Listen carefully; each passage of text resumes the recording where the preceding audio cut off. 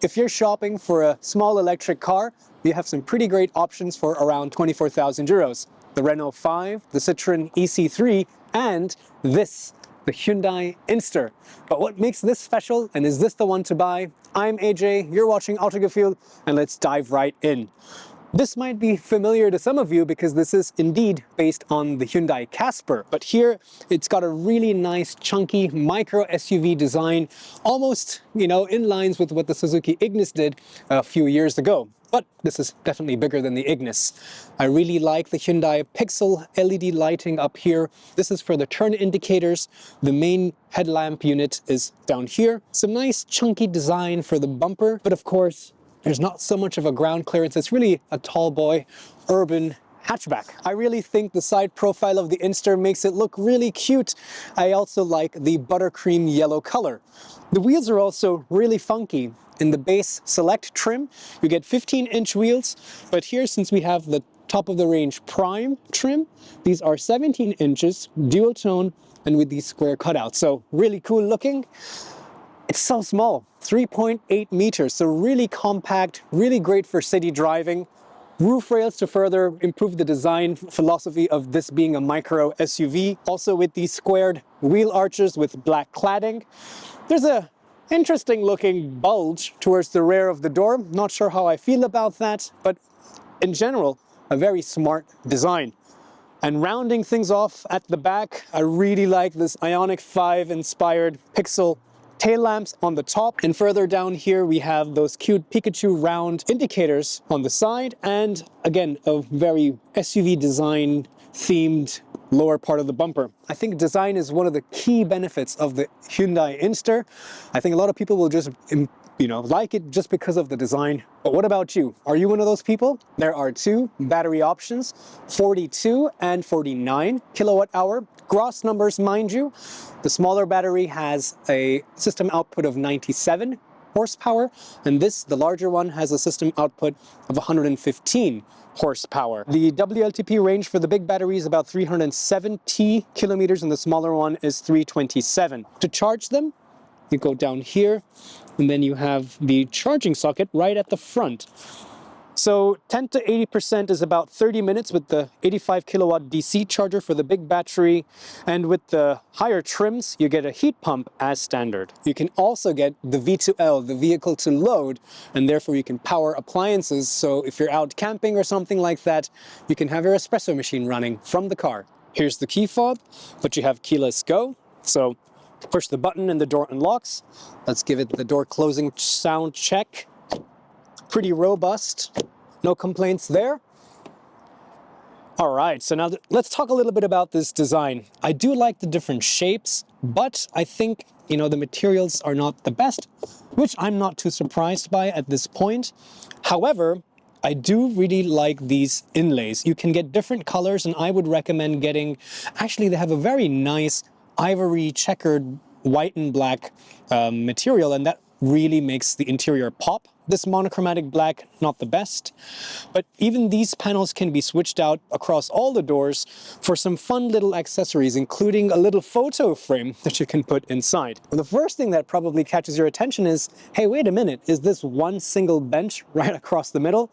We'll talk a little bit more about that, but very fun and youthful and inviting cabin. So let me hop in. Really tall body, which means I don't have to stoop down. I can just sit down and swing my feet inside. And it's actually a lot more spacious on the inside than it seems to be when you look at it from the outside. So get inside and we have a lot to unpack here. The interior definitely is very impressive. Yes, you need to forgive some harder plastics pretty much all around. And of course, no damping on the glove box. But they've spent money on things like this nice ambient lighting in the front. There's a place to keep a phone, charging, USB-C, USB-A to connect with the Android Auto, Apple CarPlay. There's also over-the-air updates, and I think they plan to have wireless as well.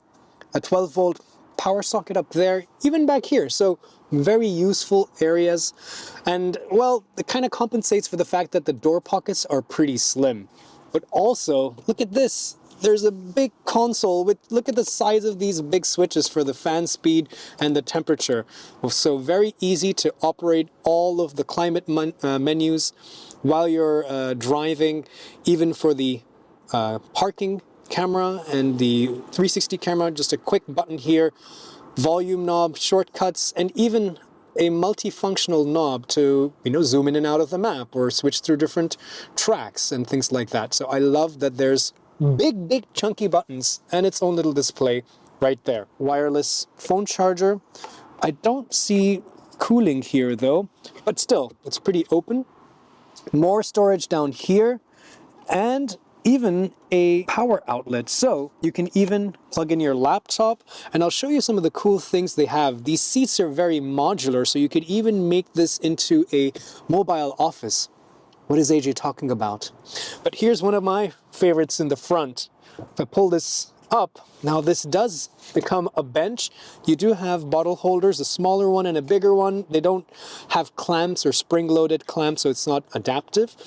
But whoever your passenger is, if you've parked, you've plugged in your iPad, you're watching a movie with a nice sunset, you can bring that person a little bit closer to you. As standard across all trims, you get the 10.3-inch infotainment and a 10.3-inch instrument cluster. This infotainment system is pretty good, I would say. It does seem a little bit outdated for a brand new car. These icons are quite small. It's easy to see, but I was expecting a little bit more. A lot of the new navigation systems or infotainment systems, they have the widgets and the icons that kind of mimic how they look on your phone. So this is a little bit outdated, but you have a lot of customization options, a lot of menus to go through, including even things like changing what kind of a cluster you want. You can have like a cubed theme, you can have a classic theme, you can have this kind of sporty theme. So a lot of different options, so many different colors for the ambient lighting as well.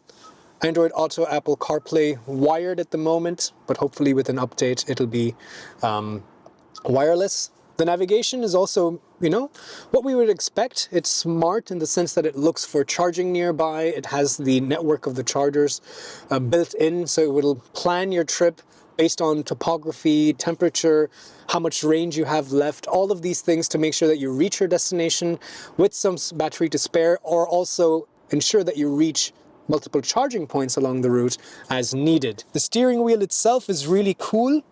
It's leather wrapped, so a little bit of animal skin here. Unfortunately, no full vegan interior, even though the seats are fabric.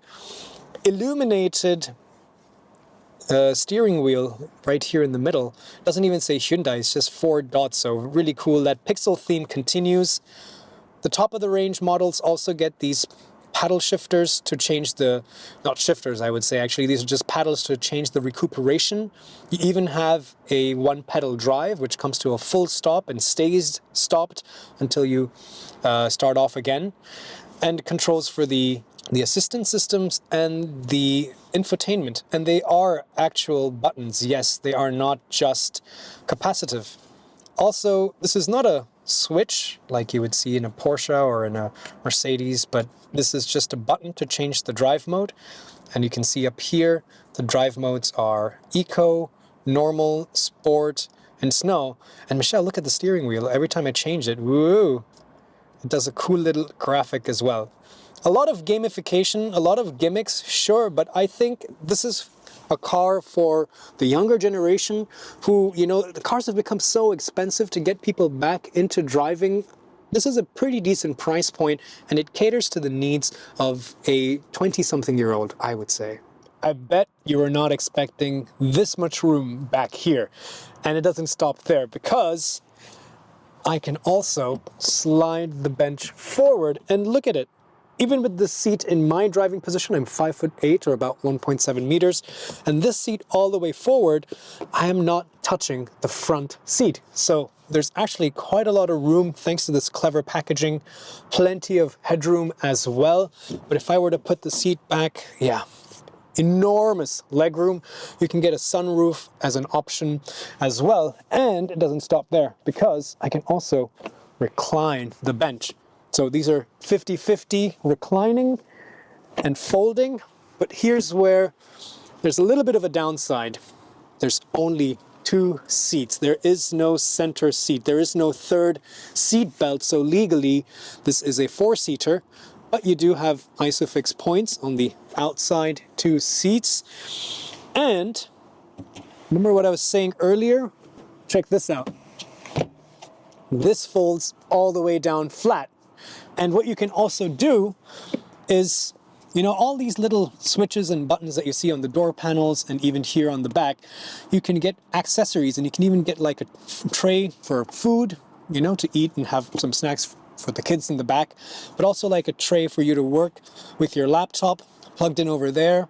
Or you can fold this seat down, and then you have a long loading area to keep in maybe a surfboard or something like that. So very versatile, very modular, with the seats sliding and folding all the way down flat, really maximizing the capability of the interior space. All right, so there has to be some problem with the trunk, right? If there's so much space in the seats. And well, you would be right.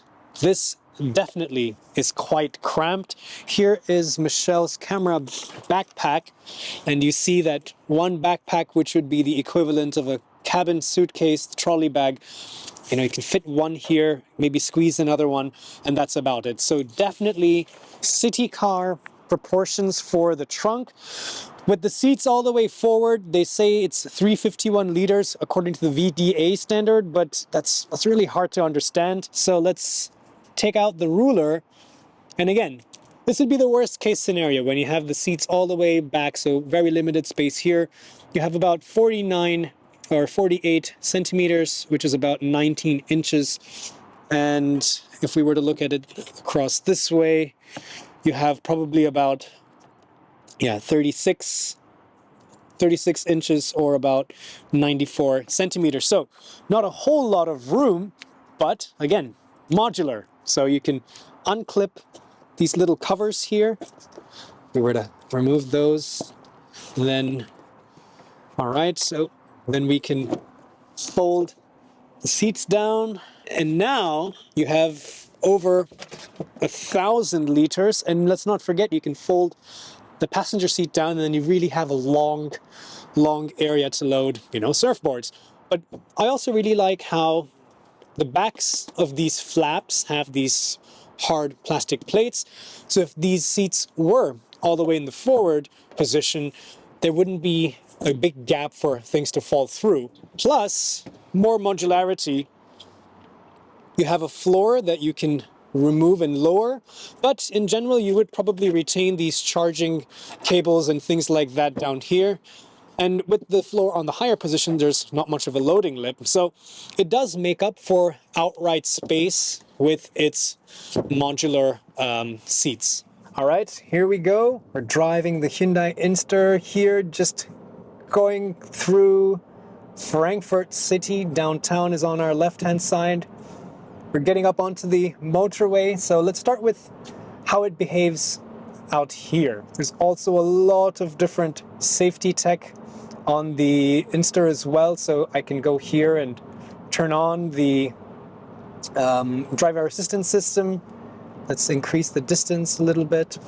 And yeah, so now it's maintaining the lane. It's reading the traffic signs to see what the speed limit is. It's also measuring the distance with the car in front and using regenerative braking to slow me down. It'll come to even a complete stop as well. Of course, with the paddles, I can shift to the full regen mode, including a one pedal drive, and it does come to a full stop. So let's see how it's going to behave now. There's cars up ahead. It should notice that the speed limit has changed to 80. Yes, it's done that. And yes, it's also slowing me down and recuperating some of the energy.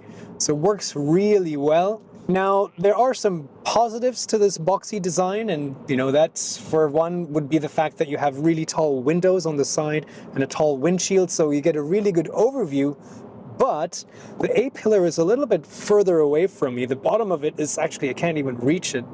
And so it does create a little bit of a blind spot right here. It just takes some getting used to if you need to peer around corners that you need to probably look up a little bit. But otherwise, really good visibility out the front and the side. And out the back as well, there's a very large rear view mirror on the inside, and it gives you really good visibility out the back. Plus you have a little shortcut button to turn on the camera here.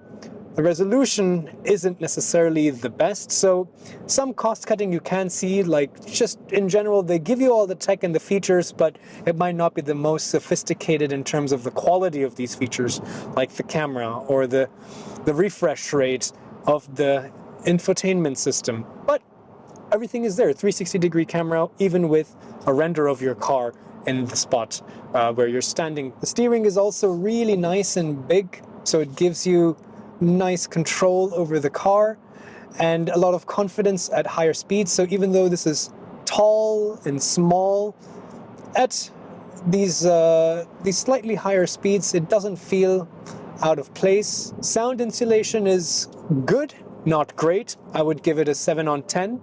The regen is also really nice and strong, especially in the one pedal mode.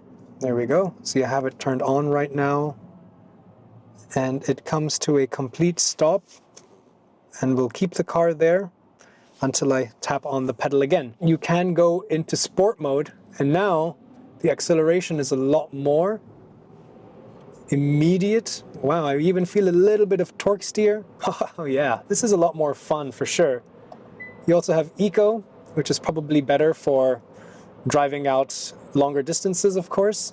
The seats are pretty comfortable, but that being said, it's not that wide. The bench for the driver's seat does help liberate more thigh support on the side, and that armrest is also really nice and comfortable. But I am pretty close to Michelle here. It's no bad thing though, is it, Michelle? No.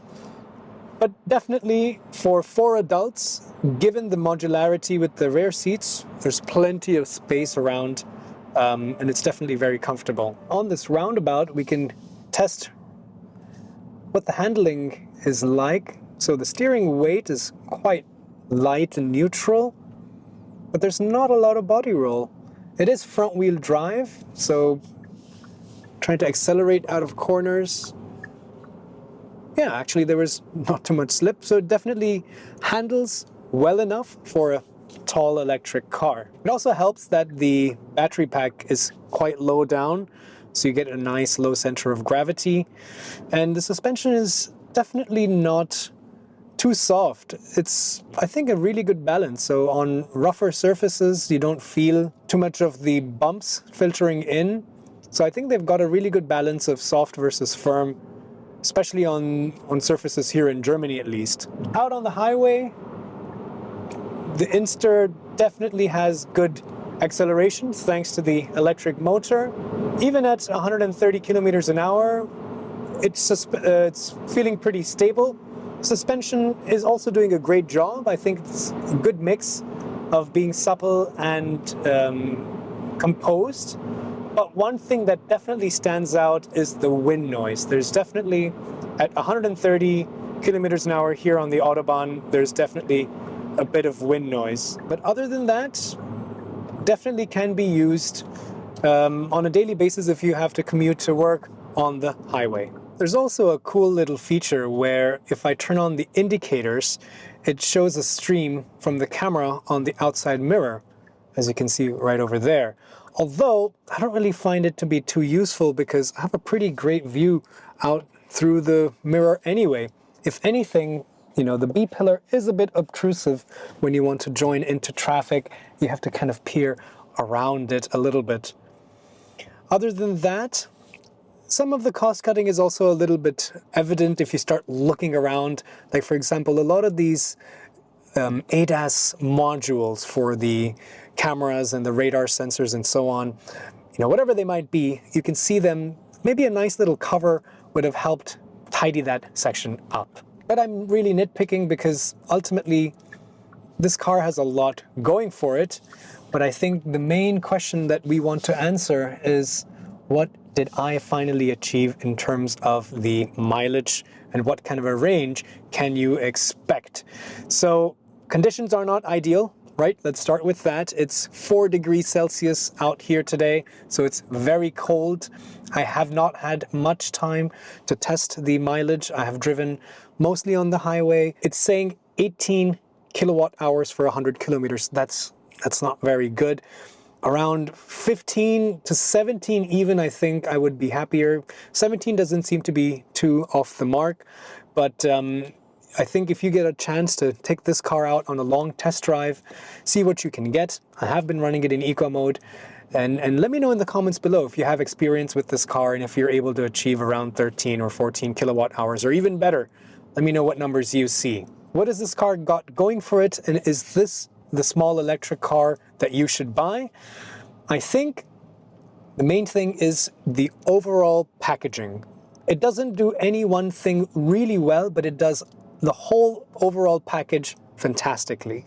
Yes, materials could have been a bit better. Yes, the fit and finish in certain places could have been better. The technology, the basics are there, but they haven't invested, for example, in a great map system. Well, you don't really care so much because you're just going to use Google, your Android Auto or Apple CarPlay. Anyway, the cameras, while you have the 360-degree camera and things like that, yeah, the quality is definitely not that great. But hey, it's such a small car, it doesn't really make a big difference because you're able to maneuver quite easily. So overall, for 24,000 euros, it is definitely a great choice, right up there with, I would say, the EC3 or the R5 from Renault and Citroën, of course. But what it probably lacks is that the minute you start going a little bit higher in the trims, like this particular version here, the Prime, even without the sunroof and things like that, it's 30,000 euros. And at this price point, the benefit of the value for money starts to diminish, in my opinion, quite significantly. And then maybe I would just go for another competitor where there's probably more space in general that's on offer, because in the lower trims you don't get the sliding rear bench, so you're really sacrificing the trunk volume. And therefore, it really depends at that price point if you're going to take the entry level. Are you fine with a four-seater and you primarily want to use it in the city? Then the Hyundai Inster should definitely be in your top 5 shortlist. Let me know what you think. Put it down in the comments below. Thanks for watching. Check out some of these other electric cars and some of the reviews of the cars that I was just mentioning, for example, and let me know which one would you pick in the end.